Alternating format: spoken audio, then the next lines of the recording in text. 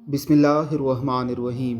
देखते ही प्यार, चंद मिनटों में बातचीत शुरू। रात को व्हाट्सएप वीडियो कॉल, घर वालों से चोरी डेट, कुछ महीनों के बाद ब्रेकअप और फिर से दोबारा यही खेल शुरू। इस जनरेशन का क्या होगा? इतनी फास्ट कैसे हो गई? इसने ये सब कुछ कहाँ से सीखा है? इसकी कैसी सोच है? ये कैसा प्यार है?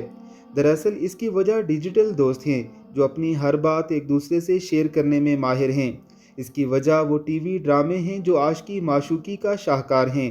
इसकी वजह वो फिल्में हैं जिनको लोग लव स्टोरी के नाम से जानते हैं। इसकी वजह हमारी वो गैर इखलाकी एक्टिविटी है जो हम नेट पर ऑनलाइन दिल खोल कर करते हैं। इसकी वजह हमारा मखलूत तालीमी निज़ाम है। इसकी सबसे बड़ी वजह यूरोप के कल्चर को फॉलो करना और इस्लाम और इस्लामी तालीमात को हकीर जानना है। इस काम से बाज आ जाओ। गर्लफ्रेंड और बॉयफ्रेंड को दफ़ा करो। अगर कोई आपको पसंद है तो उसको किसी के ज़रिए निकाह की दावत दो। अगर वो दावत कबूल करे तो ठीक है, वरना उस लड़के लड़की को भूल जाओ। आगे की सोचो और अपने पिछले गुनाहों से माफ़ी मांगो। आइंदा इस गर्लफ्रेंड और बॉयफ्रेंड वाले चक्कर से बचने की पक्की तौबा करो।